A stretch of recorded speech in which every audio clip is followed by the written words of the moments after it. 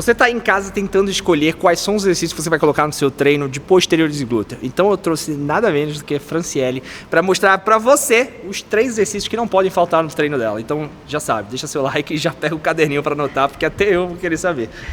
Conta pra gente, quais 3 exercícios para posteriores de glúteo não pode faltar no seu treino? Um dos exercícios que eu gosto muito é elevação pélvica.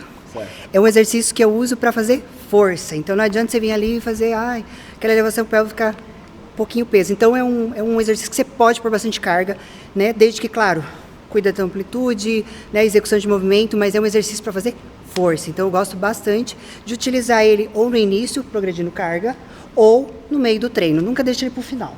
Legal. E isso que ela falou é muito importante, porque as pessoas dizem que a elevação pélvica não dá para ir pesado. Elevação pélvica, geralmente, a gente usa, olha que legal, 1,6 a mais do que o peso que você agacha. Para exemplificar, se você agacha com 100 quilos, na elevação pélvica você vai conseguir colocar pelo menos 160 quilos. Então é um exercício feito para fazer pesado. Além disso, como ela falou, trabalha o glúteo de forma isolada. Então a gente tem pouco trabalho sobre as coxas, muito sobre o glúteo, então é perfeito para você que, por exemplo, tem uma deficiência de glúteo.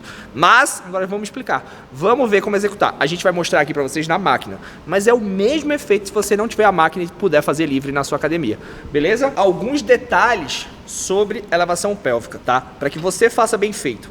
Assim como ela tá fazendo agora com o cinto, o que a gente tem? Deixa eu abrir aqui para você. O cinto, ele simula a barra. Então, a barra ou o cinto precisam estar sempre no mesmo lugar, que é no final do seu quadríceps. Não coloque aqui em cima, senão a barra vai machucar esses ossinhos, vão doer durante as execuções e fazer com que você desconcentre do glúteo. Então joga sempre para a linha do final do seu quadríceps. Esse é o primeiro ponto. Segundo ponto, os pés na elevação pélvica não podem estar muito à frente. Então o legal é você pensar que a sua coxa e a sua perna precisam formar 90 graus de flexão, ou seja, ficarem dobrados nessa posição para evidenciar ao máximo o trabalho em cima dos glúteos. Esse é o segundo ponto. Terceiro ponto, amplitude de movimento. Mas aí agora a gente vai destravar para você ver. Percebam como a Fran vai descer bastante a execução. Desceu, subiu. Percebam que quando ela desce, o joelho dela recua. E algumas pessoas recomendam que não seja feito isso, mas não tem nenhum problema. Por quê? Esse movimento não está acontecendo no joelho. A tíbia está indo para trás porque o movimento acontece no tornozelo, mas ainda assim você precisa dessa grande amplitude. Segundo, suba até que o quadril chegue na linha do seu tronco. Então você precisa descer bastante, mas subir o máximo também. Quarto ponto, os joelhos apontados para fora e os pés mais abertos, para evitar que você suba demais e faça esse movimento aqui, ó, de curvar a coluna em extensão, porque aí tira o trabalho do glúteo e coloca na lombar. Mais um ponto legal, sobe e segura um pouco, apertando o glúteo em cima. Quando descer, para um pouco, alongando o glúteo embaixo. Juntando todos esses fatores, a execução fica perfeita para trabalhar o glúteo e isolar ele de qualquer outra musculatura que possa estar trabalhando junto. Então, primeiro exercício da lista da Fran é a elevação pélvica. Agora eu quero saber, qual é o segundo? Búlgaro. Então vamos lá, vamos pro próximo para aprender. Então a gente vai ensinar para você o agachamento búlgaro desde o início. Uma dica legal, como saber a posição ideal dos pés? Senta no banco, mostra pra gente, Fran. Estica os pés, até onde seu pé chegar é o ponto que você tem que estar de distância do banco. Então chegou aí, subiu, fica em pé. Então você já sabe a posição correta. Pé de apoio, o mais livre possível e sem fazer força para subir, porque a força fica toda lá em cima. No búlgaro a gente tem 85% do trabalho acontecendo na perna da frente, então não faça força na perna de trás. O que é que a gente tem? O movimento fazendo uma flecha para trás, então a Fran desce recuando o corpo e sobe uma flecha para cima, diagonal para cima. O movimento é tentar não avançar o máximo o joelho em relação à ponta dos pés e recuar o máximo o quadril para trás à medida que você desce. Uma dica legal, quando descer, para um pouco embaixo e aí sobe. Segunda dica legal, pense que você vai pressionar o solo com seu calcanhar. Empurrar o calcanhar para baixo vai fazer você subir. Isso aumenta o estímulo sobre o glúteo. Luiz, inclinar mais o tronco para frente pega mais glúteo, inclinar menos pega menos glúteo, não. O búlgaro sempre é um exercício para glúteo. Então coloque o tronco na posição que for mais confortável para você. Descansa. Alguma dica que você queira dar? Bracing ativado sempre, abdômen sempre bem contraído, né? Ombros para trás, e é isso. Perfeito. Acho que o importante é isso, você manter todas as curvaturas ali para você extrair o máximo do teu glúteo. E amplitude de movimento. Vocês viram que ela desceu até o joelho oposto, ou seja, aquele do pé que está suspenso, chegar próximo do chão. Isso já é um parâmetro legal para você saber se está descendo bem. Porque a ideia de você suspender o pé para fazer um agachamento búlgaro é conseguir mais amplitude do que o natural. Então não adianta você fazer um búlgaro e não descer completamente, tá? Isso vai limitar o potencial que o glúteo tem de trabalhar no búlgaro, porque, lembra, o seu glúteo gosta de amplitude. Não tem jeito, é o músculo que mais precisa de amplitude para desenvolver. Então se você não usa essa variável nos seus exercícios, você está deixando resultados por ganhar, beleza? E o terceiro exercício, qual as meninas devem incluir no treino delas? Com certeza uma variação de levantamento, gosto bastante. Ou stiff, ou RDL, ou até o próprio terra, mas hoje a gente vai fazer o RDL. Show, é o que ela usa nos treinos, então vamos entender. Para quem não sabe, o RDL é uma variação de stiff, né? Porque o stiff é um movimento de deadlift que a gente chama, de levantamento terra.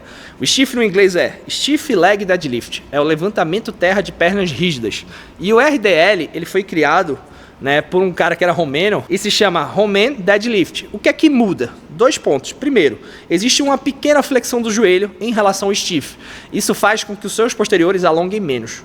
Ah, Luiz, o que é que isso muda? Pouquíssimas pessoas conseguem descer no stiff mantendo o joelho reto e a coluna reta. Então o RDL, por flexionar o joelho, diminui essa necessidade de você manter uma boa flexibilidade enquanto você desce. Então torna o exercício um pouquinho mais fácil em relação à exigência de flexibilidade dos posteriores, da parte de trás da sua coxa.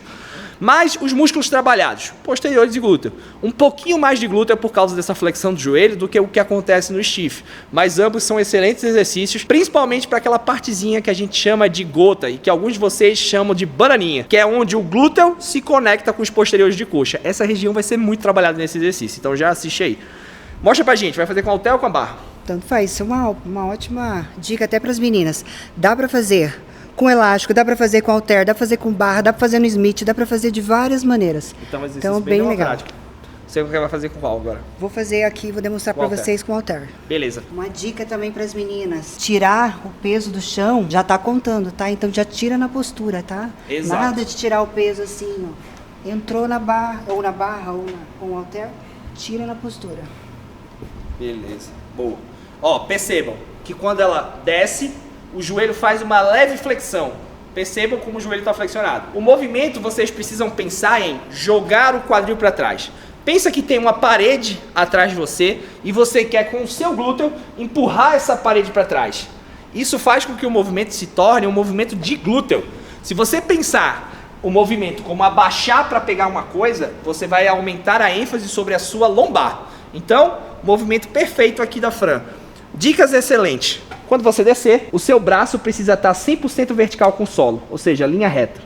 Subiu. Segunda dica, valoriza a descida, que é a fase onde o seu glúteo está alongando, não desce despencando. Terceiro ponto, pé firme no chão, para que você não desequilibre. Quarto ponto, mantenha as costas ativadas para você deixar o tronco sem incômodo lombar. Fazendo tudo isso, posteriores e glúteo vão ser muito trabalhados nesses exercícios. Boa, Fran. Excelente. Não tem como o glúteo não evoluir com essas variações, com esses exercícios. Exatamente. Né? Quantas vezes por semana você faz cada um desses exercícios? Como você encaixa na rotina de treinos para a galera ter uma noção de como eles vão fazer isso no treino deles? Então, quando eu queria evoluir os glúteos, a gente fazia 2 vezes por semana esse treino com esses exercícios. Na segunda e na sexta-feira.